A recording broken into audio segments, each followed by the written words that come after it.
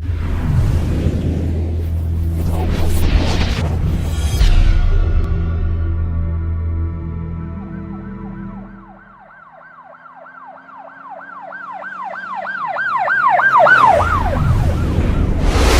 वालेकुम नाजरीन, शाहिद चौधरी ऑफिशियल के साथ मैं हूं आपका मेज़बान अब्दुल्ला तनवीर। नाजरीन, आज एक ऐसे टॉपिक पे मैं चाह रहा था कि बात की जाए जिसके जो ताबकाती असरात होते हैं, जो नेगेटिव एस्पेक्ट्स, नेगेटिव पॉइंट्स होते हैं, वो हमारे दूसरे सहाफ़ी भाइयों को भुगतने पड़ते हैं। नो डाउट बहुत से सहाफ़ी भाई ऐसे हैं जो कि अपना काम दिन दुगनी रात चुगनी वो तरक्की भी कर रहे हैं, अपने काम में मेहनत भी कर रहे हैं, लेकिन फिर भी कहीं ना कहीं उनके इतने साफ शफाफ काम को उसके ऊपर उंगली उठा दी जाती है और कहा जाता है कि भाई ये सहाफ़ी जो है ये तो ब्लैकमेलर है, ये तो आपको ब्लैकमेल करके पैसे लेता है, ये जो प्रोग्राम करता है ब्लैकमेल करके प्रोग्राम बनाता है, जब इसकी बात नहीं बनती, पैसों की बात नहीं बनती, देन ये प्रोग्राम अपलोड कर देता है। ये क्या रीज़न है? लोगों में ऐसे तासुरात क्यों पाए जाते हैं और स्टिल नाउ क्यों पाए जा रहे हैं? क्या रीज़न है? इस तरह के सहाफ़ियों के ऊपर क्यों उंगली उठाई जाती है? लोगों में ये कॉन्सेप्ट कैसे है? नाज़रीन, आज का मेरा प्रोग्राम इसी हवाले से है। एक बंदा अरेस्ट हुआ है जी इस्लामाबाद में।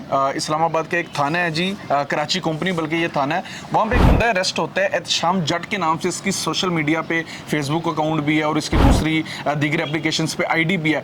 ये शख्स क्या करता था जी कि ये इसने आम अवाम को, आम लोगों को इसने तंग करना, उनको डराना धमकाना, उनसे पैसे बटोरने यानी कि भत्ता मांगना, और अगर वो भत्ता देने से इनकार करते थे देन उनके खिलाफ इसने एक पोस्ट बनानी, सोशल मीडिया पे उस पोस्ट को वायरल कर देना और उसके नीचे क्या लिखना कि ये जो शख्स है ये मंशियात फरोशी करता है, ये शख्स दीगर जो जुराइम है उसमें सरंजाम है। इस तरह से ये झूठी कंपेन बनाया करता था। और आपको भी पता है हमारे यहाँ के जो लोग हैं वो भी सुभान अल्लाह हैं, मोस्टली क्या करते हैं, पढ़े बगैर, तहकीक किया बगैर ये आगे पोस्ट को शेयर कर देते हैं और उसके बाद जो नेगेटिव एस्पेक्ट होते हैं वो क्या देखने में सामने आते हैं कि एक मजलूम, एक सादा सा बंदा जिसने कभी इस तरह के कामों में उसने पैर ही ना डाला हो, उस बंदे को अरेस्ट कर लिया जाता है, पकड़ लिया जाता है और वो बेचारा कसूरवार जो होता है वो जराइम बन के दुनिया की निगाह में बैठ जाता है। अब नाज़रीन, ये जो शख्स पकड़ा गया है ना, इसके खिलाफ पहले भी तकरीबन 3 से 4 एप्लीकेशंस दी गई थी और एप्लीकेशन में क्या लिखा हुआ था वो भी मैं आपको आगे चल के बताता हूँ। लेकिन इस एहतशाम जट नामी शख्स की सरगर्मियाँ क्या थी?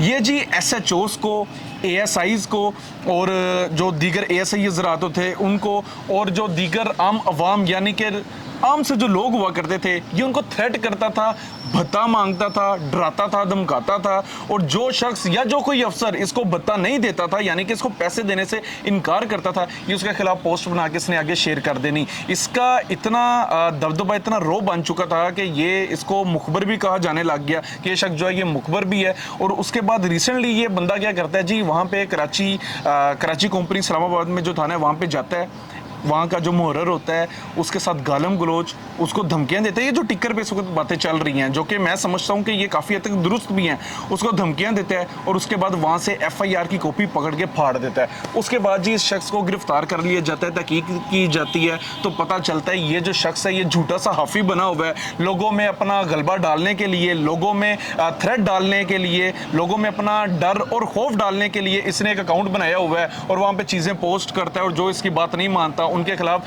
ये जो एक्शंस होते हैं उनको जारी रखता है। तो नाज़रीन, इस तरह के जो अफराद होते हैं ये वो कैटेगरी होती है जिनकी वजह से हमारे वो भाई जो कि दयानतदारी से सहाफ़त कर रहे होते हैं उनके ऊपर उंगलियां भी उठाई जाती हैं, उनके ऊपर सवालिया निशान उठाए जाते हैं। उनकी इतनी सफाफ और पाक सहाफ़त के ऊपर जब कोई उंगली उठाता है तो मुझे बड़ा शर्मिंदगी भी होती है, मुझे बड़ा दुख भी होता है कि यार इस तरह के लोग जो कि बड़ा अपने दिल से काम कर रहे हैं, अपने मुआशरे को बेहतर करना चाहते हैं, तो इस तरह के लोगों को कम से कम क्रिटिसाइज़ नहीं करना चाहिए, उंगलियां नहीं उठानी चाहिए। हाँ, कुछ काली भेड़ें, कुछ काली और गंदी मछलियां जो तालाब में होती हैं उनकी वजह से आपको पता है पूरा तालाब गंदा भी होता है और वो जो तालाब जब गंदा होता है तो जो लोग अच्छे होते हैं यानी कि जो अच्छी साफ मछलियां होती हैं उन पे भी छींटे पड़ती हैं। तो इस तरह के अफराद की वजह से अच्छी सहाफत करने वालों के ऊपर छींटे पड़ती हैं। तो नाजरीन, इसकी तस्वीर आप स्क्रीन पर देख रहे होंगे। इसके खिलाफ एक वहाँ के आम बंदा था, आम शख्स था जिसने FIR भी दर्ज करवाई है, वो भी आप देख रहे हैं, दरख्वास्त भी दर्ज करवाई है, वो दरख्वास्त भी देख रहे हैं इस वक्त। और दरख्वास्त के ऊपर वो जो आम शहरी है है जिसने बड़ा आजाना तरीके से दरख्वास्त दर्ज करवाई है, उसका नाम है जी सैफुल्ला वल्द वाहिद खान।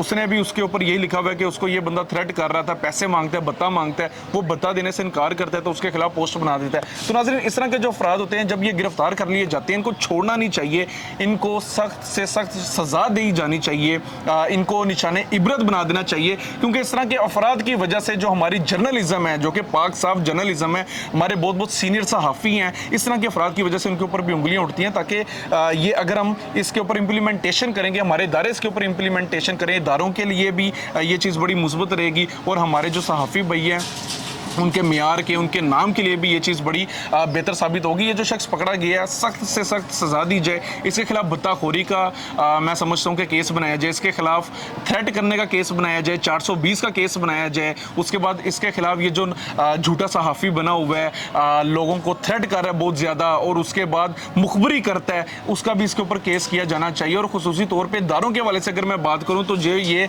पंजाब पुलिस के जो अफसरान हैं, जो कांस्टेबल हजरात है, या फिर जो ASI यानी कि असिस्टेंट सब इंस्पेक्टर हजरात हैं, उनको थ्रेट करता है, उस हवाले से भी इसके ऊपर केस किया जाना चाहिए और इसको जेल की सलाखों में बंद कर देना चाहिए ताकि इस तरह के अफराद इबरत का निशान बन सके। नाज़रीन, प्रोग्राम का फीडबैक जरूर दीजिएगा। इसी के साथ अपने मेज़बान अब्दुल्ला तनवीर को इजाज़त दीजिए। अल्लाह निगहबान।